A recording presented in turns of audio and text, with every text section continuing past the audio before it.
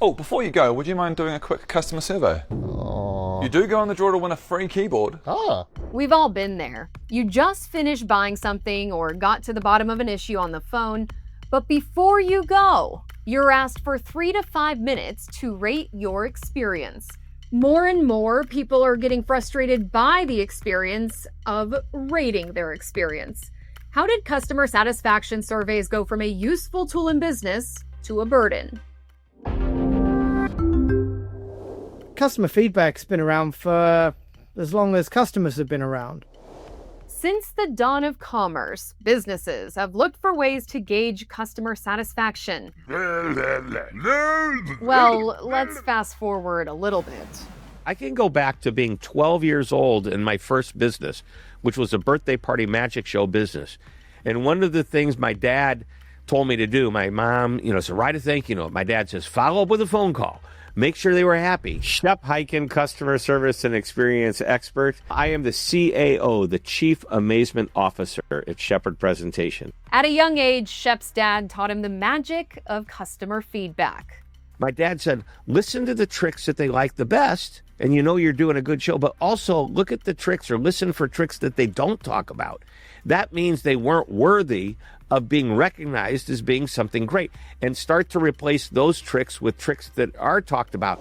A custom take on the customer satisfaction survey. Measuring customer happiness marked a turning point at the turn of the 21st century. In a 2003 issue of the Harvard Business Review, Fred Reichheld promoted his Net Promoter Score.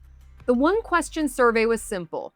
On a scale from 0 to 10, how likely are you to recommend this business? At the core, is your business enriching the lives of customers and starting this chain reaction of them coming back for more, referring their friends, and the thing your investors really want? I'm Fred Reichheld, a Bain Fellow, and the inventor of the Net Promoter System.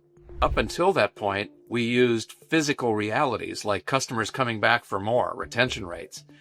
But that was limiting because it was too late in the process.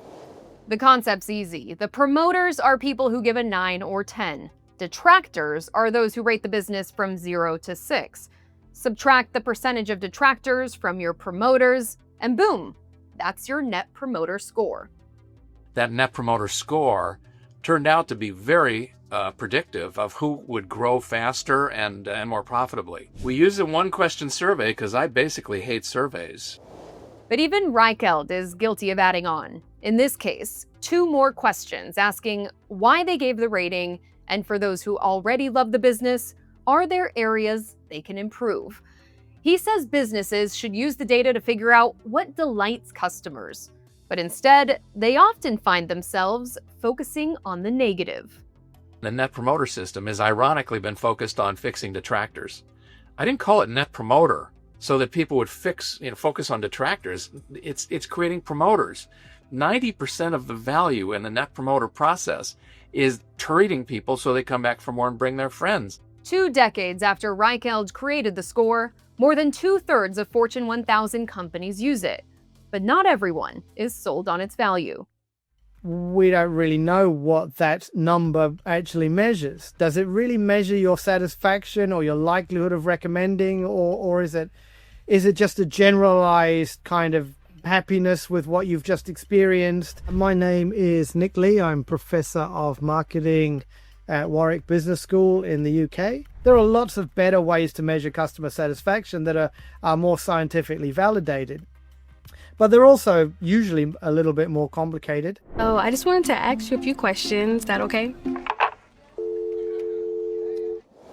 About 1 in 4 customers says they've stopped doing business with a company because it either sent too many surveys or the survey demanded too much time. Nearly 2/3 of customers say they bail on surveys if the survey ends up being too long. If you've ever designed questionnaires, which I've done for a long time, it's very tempting to just add in another question, right? If you get enough people in the room with enough seniority, it's like, well, I really want to know this. If you're asking someone this question, you've got to ask them this question.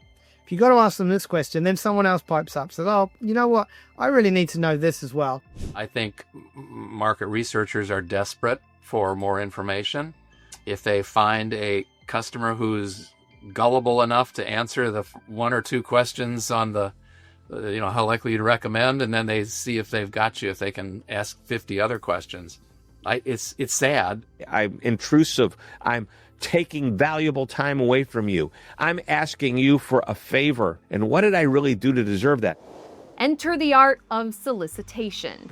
37% of customers say they will only complete surveys that offer a discount, bonus, or chance to win a prize. But how honest is that feedback? 42% say the incentive prompts them to give a higher than deserved rating. Customers are already more willing to complete a survey after having a good experience than a bad one. But asking for a good review is another way to bring in bias. And this happens to me all the time.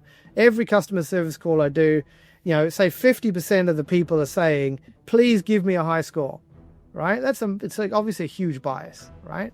So either I'm going to give them a high score or I'm just going to not bother filling it in because I don't want to give them a high score and I don't want to feel like a bad person. More than half of customers surveyed say a customer service representative has asked them to leave a positive review or high rating before giving them the survey. It's a vanity metric.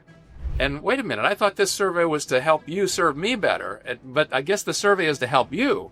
And so it's just wasting more of my time. It's very selfish. Studies show survey fatigue is more than setting in, and the practice could be hurting companies' reputations.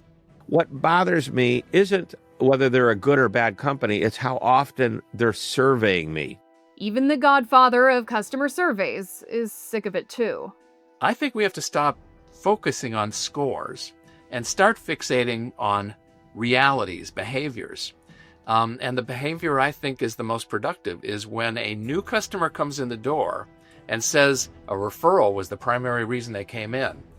That's the magic moment when learning should take place. For Straight Arrow News, I'm Simone Del Rosario. For a closer look at the data mentioned in this video, search Customer Survey to find this story at san.com or by downloading the SAN app.